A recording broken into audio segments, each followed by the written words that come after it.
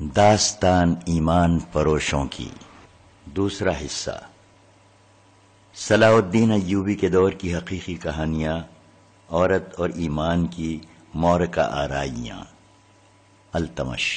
فہرست: قاہرہ میں بغاوت اور سلطان ایوبی، کھنڈیروں کی آواز، رینی الیگزینڈر کا آخری معرکہ، میرے فلسطین میں آؤں گا، وہ جو مردوں کو زندہ کرتا تھا، جب خزانہ مل گیا، اسلام کی پاسبانی کب تک کرو گے، اسلام کی بقا کچے دھاگے سے لٹک رہی تھی۔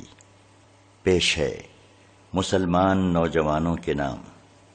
آپ نے اس ولولہ انگیز سلسلے کا پہلا حصہ پڑھ لیا ہے، دوسرا حصہ پیش کیا جا رہا ہے۔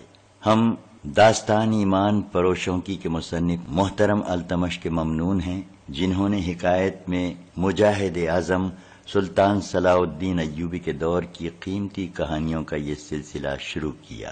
ان میں آپ کو وہ تمام لوازمات ملیں گے جو آپ کے اور نوجوان نسل کے مطالبوں کی تسکین کریں گے، اور ساتھ ہی ساتھ اس قومی جذبے کو بھی زندہ و بیدار کریں گے جسے ہمارا دشمن پر لذت اور تقریبی کہانیوں کے ذریعے مارنے کی کوشش کر رہا ہے۔ صلاح الدین ایوبی کے دور میں جتنی اسلام کش سازشیں ہوئی ہیں، اتنی اور کسی دور میں نہیں ہوئیں۔ صلیبیوں کو میدان جنگ میں سلطان صلاح الدین ایوبی کو شکست دینا آسان نظر نہ آیا، تو انہوں نے مسلمان امراء اور سالاروں کو ہاتھ میں لینے کے لیے جہاں بے دریغ زر و جواہرات استعمال کیے، وہاں غیر معمولی طور پر حسین اور چالاک عیسائی اور یہودی لڑکیوں کو بھی استعمال کیا۔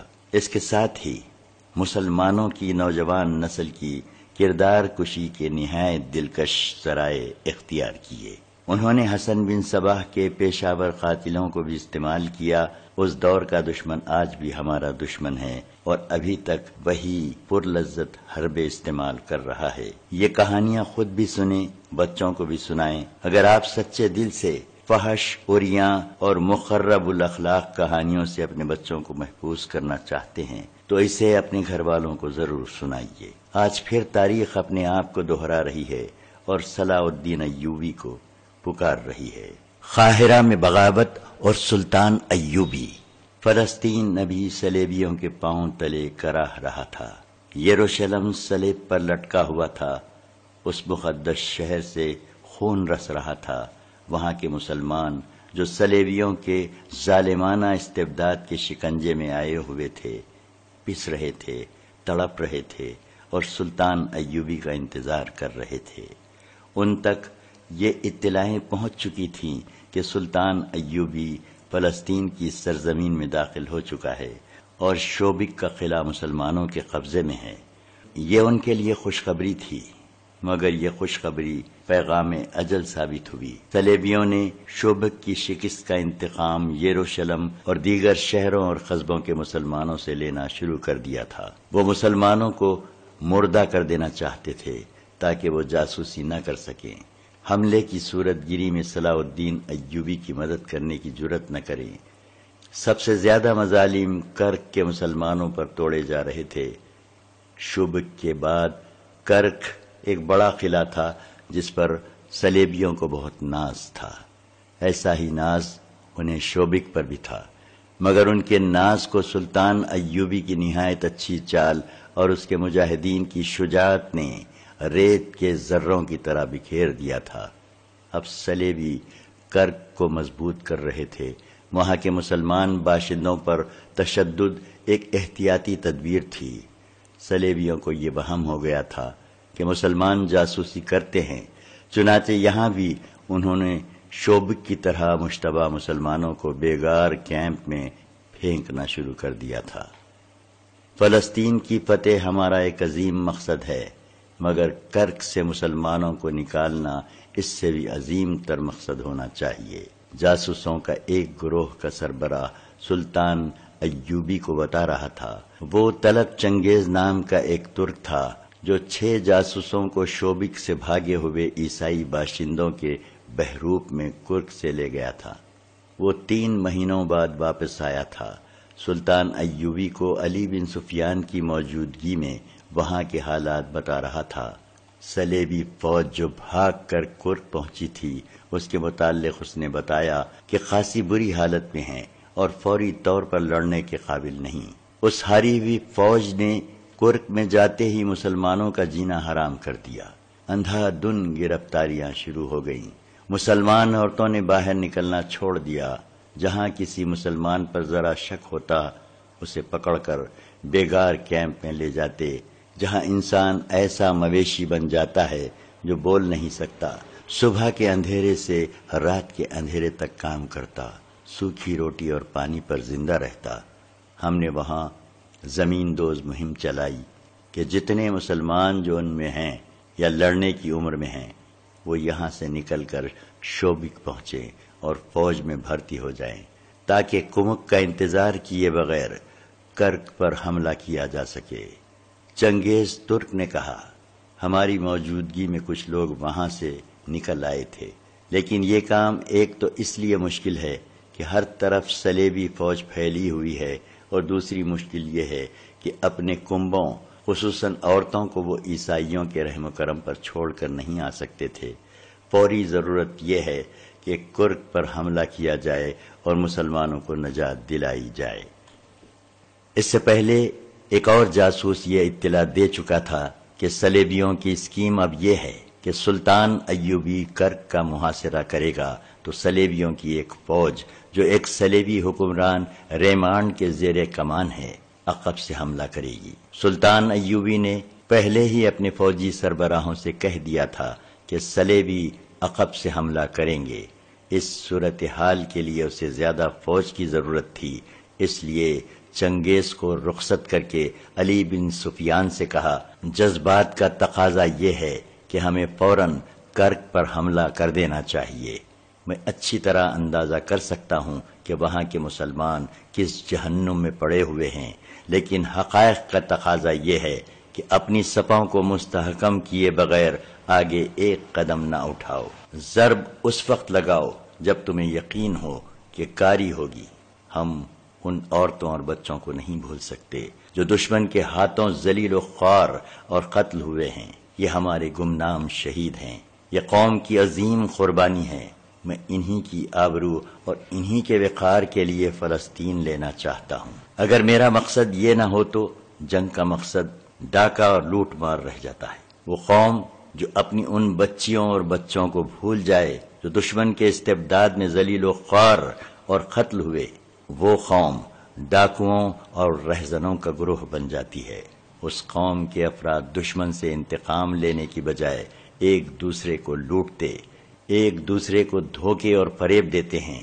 ان کے حاکم قوم کو لوٹتے اور عیش و عشرت کرتے ہیں، اور جب دشمن انہیں کمزور پا کر ان کے سر پر آ جاتا ہے تو کھوکھلے نعرے لگا کر قوم کو بے وقوف بناتے اور دشمن کے ساتھ درپردہ سودا بازی کرتے ہیں۔ وہ اپنے ملک کا کچھ حصہ اور اس حصے کی آبادی نہایت رازدارانہ طریقے سے دشمن کے حوالے کر کے باقی ملک میں اپنی حکمرانی قائم رکھتے ہیں۔ پھر وہ اور زیادہ عیش اور لوٹ کھسوٹ کرتے ہیں، کیونکہ وہ جانتے ہیں کہ دشمن انہیں بخشے گا نہیں۔ یہ عیش چند روزہ ہے، لہذا قوم کی رگوں سے خون کا آخری قطرہ بھی جلدی جلدی نچوڑ لو۔ سلطان ایوبی نے ایسی متعدد قوموں کے نام لیے اور کہا وہ توسیع پسند تھے۔ ان کے سامنے اس کے سوا کوئی مقصد نہ تھا کہ ساری دنیا پر بادشاہی کریں اور دنیا بھر کی دولت سمیٹ کر اپنے قدموں میں ڈھیر لگا لیں۔ انہوں نے دوسری قوموں کی عصمت دری کی اور ان کی اپنی بیٹیاں اور بہنیں دوسروں کے ہاتھوں بے آبرو ہوئیں۔ ان قوموں کے حکمران پرائی زمین پر ہلاک ہوئے اور ان کا نام و نشان کس نے مٹایا؟ ان قوموں نے جو غیرت مند تھیں اور جنہیں احساس تھا کہ ان کی زمین کو اور ان کی عصمت کو دشمن نے ناپاک کیا ہے اور اس کا انتقام لینا ہے۔ ہم بھی حملہ آور ہیں، صلیبی بھی حملہ آور ہیں، لیکن ہم میں فرق ہے۔ وہ دور دراز ملکوں سے ہمارے مذہب کا نام و نشان مٹانے آئے ہیں۔ وہ اس لیے آئے ہیں کہ مسلمان عورتوں کو اپنی گرفت میں لے کر ان کے بطن سے صلیبی پیدا کریں۔ ہم ان کی آبرو کے دفاع کے لیے حملہ آور ہوئے ہیں۔ اگر ہم کفر کے طوفان کو نہ روکیں تو ہم بے غیرت ہیں، اور ہم مسلمان نہیں، اور اگر اسلام کا دفاع اس انداز سے کریں کہ دشمن کے انتظار میں گھر بیٹھے رہیں اور جب وہ حملہ آور ہو تو اپنے گھر میں اس کے خلاف لڑیں اور پھر فخر سے کہیں کہ ہم نے دشمن کا حملہ پسپا کر دیا ہے، تو یہ ثبوت ہے ہماری بزدلی کا۔ دفاع کا طریقہ یہ ہوتا ہے کہ دشمن تمہیں مارنے کے لیے نیام سے تلوار نکالنے لگے تو تمہاری تلوار اس کی گردن کاٹ چکی ہو۔ وہ کل حملے کے لیے آنے والا ہو تو آج اس پر حملہ کر دو۔ میرے پاس اس کا ایک ہی علاج ہے کہ محترم نور الدین زنگی سے کمک مانگی جائے، علی بن سفیان نے کہا، اور کرک پر حملہ کر دیا جائے، یہ بھی نقصان دہ ہوگا۔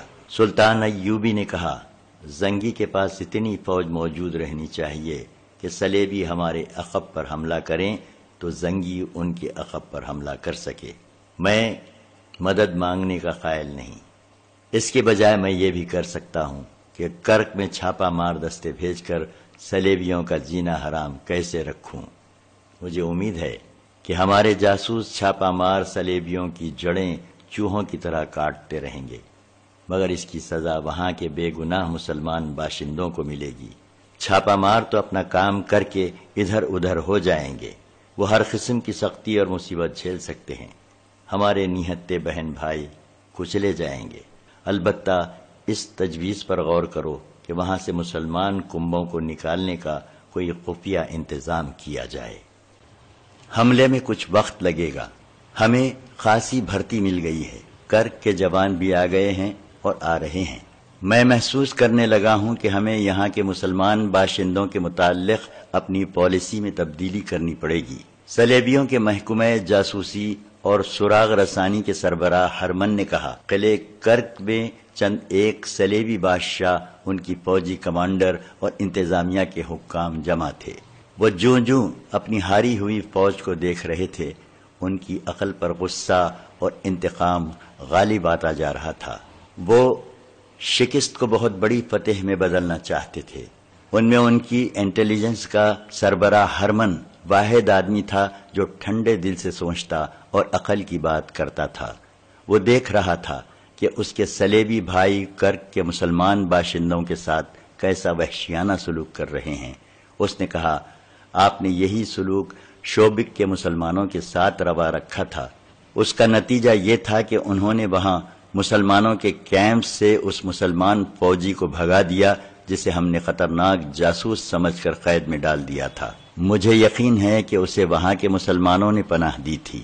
وہ قلعے کے اندرونی حالات اور دفاع کو سمجھ گیا تھا۔ اس کے علاوہ صلاح الدین ایوبی نے ہمارے قلعے کی دیوار جو توڑی تھی، اس میں اندر کے مسلمانوں کا بھی ہاتھ تھا۔ وہ آپ کے سلوک سے اس قدر تنگ آئے ہوئے تھے کہ انہوں نے جان کی بازی لگا کر مسلمان فوج کی مدد کی، اور جب فوج کا ہراول دستہ اندر آیا تو مسلمانوں نے اس کی رہنمائی کی۔ اسی لیے ہم کرک کے مسلمانوں کا دم خم توڑ رہے ہیں کہ ان میں جذبہ اور ہمت ہی نہ رہے۔ ایک صلیبی سالار نے کہا، اس کے بجائے اگر آپ انہیں اپنا دوست بنا لیں تو وہ آپ کی مدد کریں گے۔ ہرمن نے کہا، اگر آپ مجھے اجازت دیں تو میں پیار و محبت سے انہیں ان کا مذہب تبدیل کیے بغیر صلیب کا گرویدہ بنا لوں گا۔ میں انہی مسلمانوں کو مسلمانوں کے خلاف لڑا دوں گا۔ تم بھول رہے ہو ہرمن، ایک مشہور صلیبی بادشاہ ریمانڈ نے کہا، تم چند ایک مسلمانوں کو لالچ دے کر انہیں غدار بنا سکتے ہو، مگر ہر ایک مسلمان کو اسلامی فوج کے خلاف نہیں کر سکتے۔ پوری قوم غدار نہیں ہو سکتی۔ ہرمن، تم ان لوگوں پر اتنا بھروسہ نہ کرو، ہم انہیں دوست نہیں بنانا چاہتے، ہم ان کی نسل ختم کرنا چاہتے ہیں۔ کوئی بھی غیر مسلم کسی مسلمان کے ساتھ محبت کرتا ہے تو اس کا مطلب یہ ہے کہ وہ اسلام سے محبت کرتا ہے، جبکہ ہمارا مقصد اسلام کا خاتمہ ہے۔ کرک میں، یروشلم میں، عقا، عدلیہ میں اور جہاں بھی صلیب کی حکمرانی ہے، مسلمانوں کو اس قدر پریشان کرو کہ وہ مر جائیں یا وہ صلیب کے آگے گھٹنے ٹیک دیں۔ مسلمانوں کے ساتھ جو کچھ ہو رہا ہے وہ صلاح الدین ایوبی کو باقاعدہ معلوم ہوتا جا رہا ہے۔ ہرمن نے کہا، آپ اسے اکسا رہے ہیں کہ وہ کرک پر جلدی حملہ کرے۔ آپ یہ بھول رہے ہیں کہ ہماری فوج فوری حملے کے آگے ٹھہرنے کے قابل نہیں۔ اس کا حل یہ نہیں کہ ہم یہاں کے مسلمان باشندوں کو سر پر بٹھا لیں۔ فلپس اگسٹس نے کہا، آپ لوگ مسلمان جنگی قیدیوں کو ابھی تک پال رہے ہیں، انہیں قتل کیوں نہیں کر دیتے؟ اس لیے کہ ایوبی ہمارے قیدیوں کو قتل کر دے گا۔ گے آف لوزینان نے جواب دیا، ہمارے پاس مسلمانوں کے کل 361 جنگی قیدی ہیں، مسلمانوں کے پاس ہمارے 1275 قیدی ہیں، کیا ہم ایک مسلمان کو مارنے کے لیے 4 صلیبی نہیں مروا سکتے؟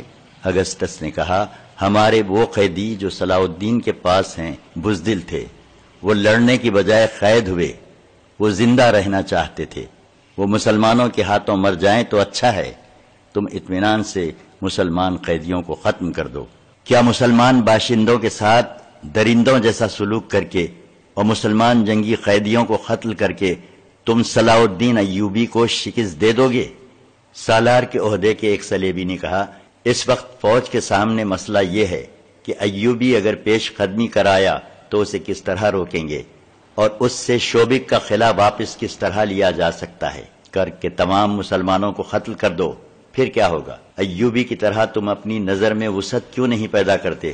کیا ہرمن بتا سکتا ہے کہ مصر میں اس کی زمین دوز کارروائیاں کیا ہیں اور کامیابی کتنی ہیں؟ توقع سے زیادہ، ہرمن نے جواب دیا۔ علی بن سفیان صلاح الدین ایوبی کے ساتھ شوبک میں ہیں، اس نے قاہرہ سے اس کی غیر حاضری سے بہت فائدہ اٹھایا ہے۔ قاہرہ کے نائب ناظم مصلح الدین کو فاطمیوں نے اپنے ساتھ ملا لیا ہے۔ مصلح صلاح الدین ایوبی کا معتمد خاص ہے، لیکن اب ہمارے ہاتھ میں ہے۔ فاطمیوں نے درپردہ اپنا ایک خلیفہ مقرر کر دیا ہے، وہ قاہرہ کے اندر سے بغاوت اور سوڈانیوں کے حملے کا انتظار کر رہے ہیں۔ ہمارے فوجی افسر سوڈان اور سوڈانیوں کی فوج تیار کر رہے ہیں۔ قاہرہ میں صلاح الدین ایوبی جو فوج چھوڑ آیا ہے، اس کے 2 نائب سالار ہمارے ہاتھ میں کھیل رہے ہیں۔ ادھر سے سوڈانی حملہ کریں گے، قاہرہ میں بغاوت ہوگی اور فاطمی اپنی خلافت کا اعلان کر دیں گے۔ تم لوگ یہ بھول رہے ہو کہ صلاح الدین ایوبی اس قدر تیز آدمی ہے کہ کرب پر حملہ کر کے قاہرہ پہنچ جائے گا۔ ریمانڈ نے کہا، اسے یہیں رہنے پر مجبور کرنے کے لیے ضروری ہے کہ اسے یہیں الجھا لیا جائے۔ اس کا ایک طریقہ یہ ہے کہ اس کا راستہ روک لیا جائے اور اس کا ایک بھی سپاہی قاہرہ تک نہ پہنچ سکے۔ مجھے 100% امید ہے کہ قاہرہ میں جو اس کی فوج ہے وہ اس کے کام نہیں آ سکے گی، ہرمن نے کہا۔ میرے آدمیوں نے فوج میں اس قسم کے شکوک پیدا کر دیے ہیں کہ انہیں قاہرہ میں پیچھے چھوڑ کر مال غنیمت سے محروم کر دیا گیا ہے، اور یہ بھی کہ شوبک کے سینکڑوں عیسائی لڑکیاں صلاح الدین ایوبی کے ہاتھ آئی ہیں جو اس نے وہاں فوج کے حوالے کر دی ہیں۔ میری کامیابی یہ ہے کہ میں نے مسلمان فوجی حکام ہی کے منہ میں یہ افواہیں ڈال کر ان کی فوج میں پھیلائی ہیں۔ میں نے ایسے حالات پیدا کر دیے ہیں کہ قاہرہ کی تمام فوج سوڈانیوں کا ساتھ دے گی اور صلاح الدین ایوبی کو بغاوت رد کرنے کے لیے یہاں سے تمام فوج لے جانی پڑے گی، مگر یہ فوج اس وقت تک وہاں پہنچے گی جب قاہرہ ایک بار پھر فاطمی خلافت کی گدی بن چکا ہوگا اور وہاں سوڈان کی فوج قابض ہوگی۔ ضروری نہیں کہ ہم یہاں صلاح الدین ایوبی پر حملہ کریں اور اسے روکیں، ہم اسے بھٹکنے کے لیے کھلا چھوڑ دیں گے، ہم اسے مسلمانوں کے ہاتھوں مروائیں گے۔ ہرمن نے زور دے کر کہا، آپ ابھی تک مسلمان کی نفسیات نہیں سمجھ سکے، یہی وجہ ہے کہ آپ میری بعض کارگر باتیں نظر انداز کر دیتے ہیں۔ مسلمان اگر فوجی ہو اور اس کے دماغ میں ٹریننگ کے دوران یہ بٹھا دیا جائے کہ وہ ملک اور قوم کا محافظ ہے، تو وہ ملک اور قوم کی خاطر جان قربان کر دیتا ہے۔ دنیا کی بادشاہی اس کے قدموں میں رکھ دو، وہ سپاہی رہنا پسند کرے گا، قوم سے غداری نہیں کرے گا۔ اگر اسی فوجی میں جنسی لذت، شراب نوشی اور عہدوں کی خواہش پیدا کر دو تو وہ اپنا مذہب بھی داؤ پر لگا دیتا ہے۔ ہم نے جن مسلمان فوجی حکام کو اپنے ساتھ لایا ہے ان میں یہی خامیاں پیدا کی تھیں اور کر رہے ہیں، مگر فوجی کو غدار بنانا اتنا آسان نہیں جتنا انتظامیہ کے حکام کو اپنے ہاتھ میں لینا آسان ہے۔ ہرمن نے کہا، انتظامیہ کے ہر حاکم میں عمرا اور وزراء کے صف میں آنے کی شدید خواہش ہوتی ہے۔ ان لوگوں پر بادشاہ بننے کا خبت سوار ہے۔ مسلمان کی تاریخ دیکھیں، ان کے رسول صلی اللہ علیہ وسلم کے بعد یہ لوگ خلافت پر ایک دوسرے سے لڑتے رہے ہیں۔ ان کے جنرلوں نے نہایت دیانتداری سے اپنا کام جاری رکھا، وہ دوسرے ملکوں کو تیغ کرتے رہے اور اسلامی سلطنت کو وسیع کرنے کی کوشش کرتے رہے، لیکن ان کے خلیفوں نے جہاں دیکھا کہ فلاں جرنیل ایسا مقبول ہو گیا ہے کہ اس کی فتوحات کی بدولت قوم اسے خلیفہ سے زیادہ مقام دینے لگی ہے، تو خلیفہ اور اس کے حواریوں نے اس جرنیل کو غلط احکام دے کر اسے ذلیل اور رسوا کر دیا۔ خود خلیفہ کی گدی مخالفین سے محفوظ نہ رہی، مخالفین کی نگاہ اسلامی سلطنت کی وسعت سے ہٹ کر خلافت کے حصول پر مرکوز ہو گئی۔ جرنیل ہارتے چلے گئے، ان کے فتح کیے ہوئے علاقے ان کے ہاتھ سے نکلتے چلے گئے۔ اسی کا نتیجہ ہے کہ آج ہم عرب میں بیٹھے ہیں۔ صلاح الدین ایوبی انہی جرنیلوں میں سے ہے جو سلطنت کو انہی سرحدوں تک لے جانا چاہتا ہے جہاں تک یہ پہلے جرنیلوں نے پہنچائی تھی۔ اس شخص میں خوبی یہ ہے کہ وہ انتظامیہ اور خلافت کی پرواہ نہیں کرتا۔ اس نے مصر کی خلافت کو اپنے ارادوں کے سامنے رکاوٹ بنتے دیکھا تو خلیفہ کو ہی معزول کر دیا۔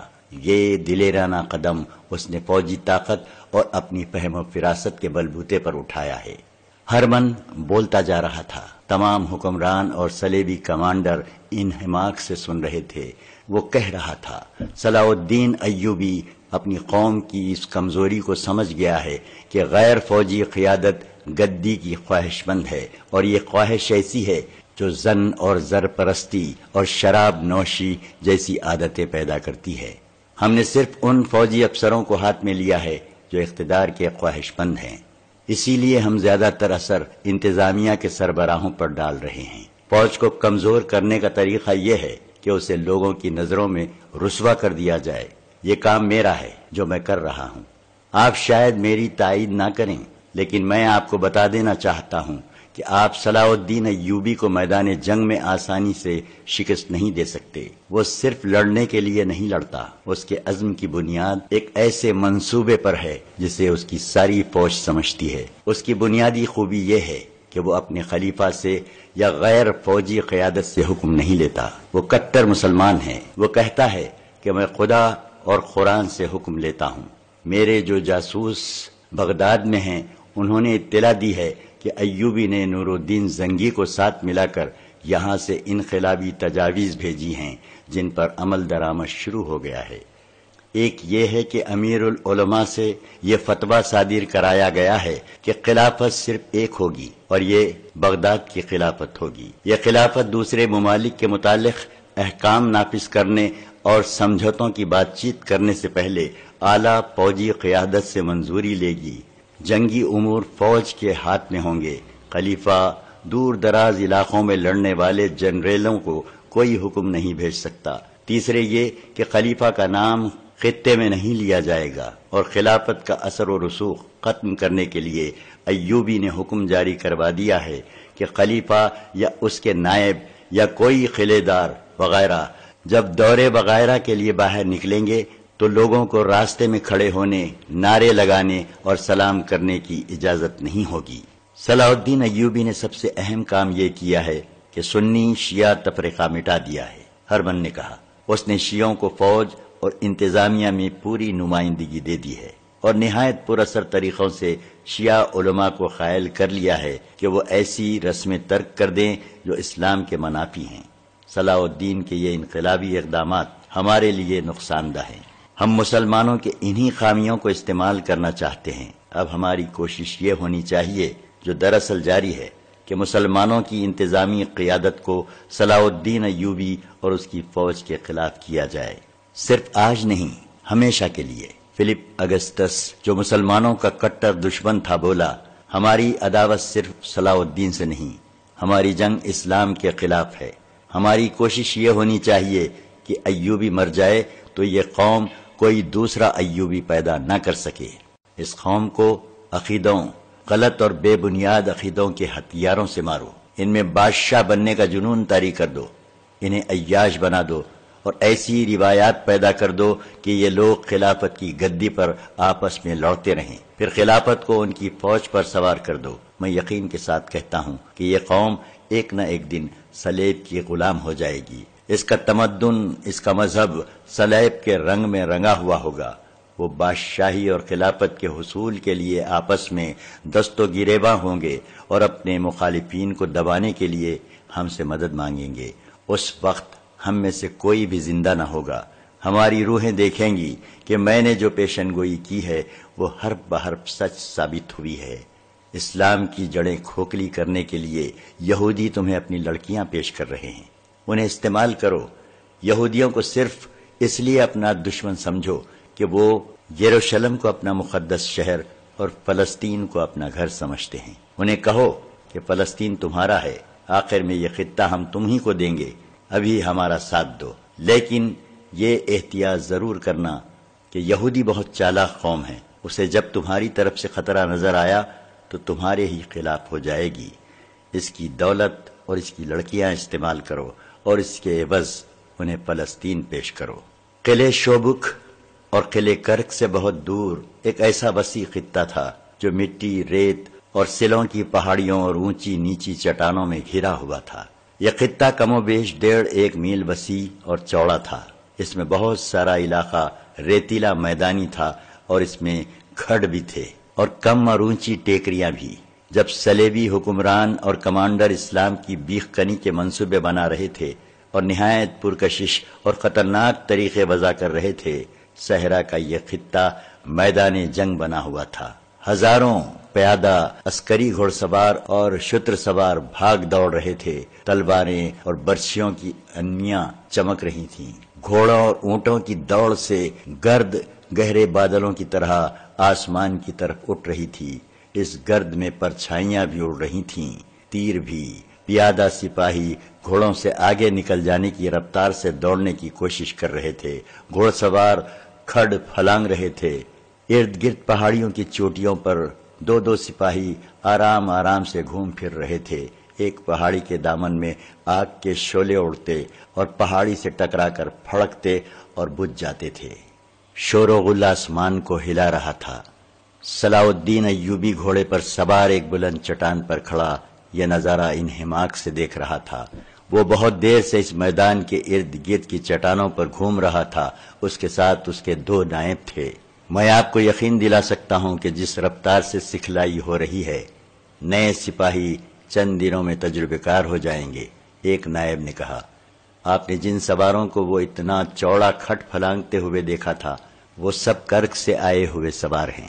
میں انہیں اناڑی سمجھتا تھا۔ تیر اندازوں کا معیار بھی اچھا ہو رہا ہے۔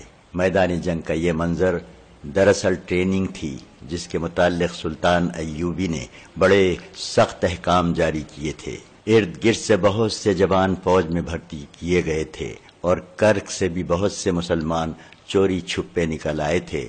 یہ سلطان ایوبی کے جاسوسوں کا کمال تھا کہ کرک سے بھی جوان حاصل کر لیے تھے۔ شوبک کے وہ مسلمان جنہوں نے صلیبیوں کا ظلم و تشدد برداشت کیا تھا، جوش و خروش سے سلطان ایوبی کی فوج میں شامل ہوئے تھے۔ ان کی ٹریننگ کا انتظام وہیں کر دیا گیا تھا۔ سلطان ایوبی اس میں ذاتی دلچسپی لے رہا تھا۔ اسے اس کے نائب یقین دلا رہے تھے کہ وہ نئی بھرتی کو تھوڑے سے عرصے میں پختہ کار بنا دیں گے۔ سپاہی صرف ہتھیاروں کے استعمال اور جسمانی پھرتی سے تجربہ کار نہیں بن سکتا۔ سلطان ایوبی نے کہا، عقل اور جذبے کا استعمال ضروری ہے۔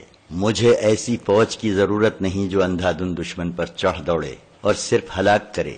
مجھے ایسی فوج چاہیے جسے معلوم ہو کہ اس کا دشمن کون ہے اور اس کے عزائم کیا ہیں۔ میری فوج کو علم ہونا چاہیے کہ یہ اللہ کی فوج ہے اور اللہ کی راہ میں لڑ رہی ہے۔ جوش و خروش جو میں دیکھ رہا ہوں بہت ضروری ہے، مگر مقصد واضح نہ ہو، اپنی حیثیت واضح نہ ہو تو یہ جوش جلدی ٹھنڈا پڑ جاتا ہے۔ انہیں بتاؤ اور ذہن نشین کراؤ کہ ہم فلسطین کیوں لینا چاہتے ہیں۔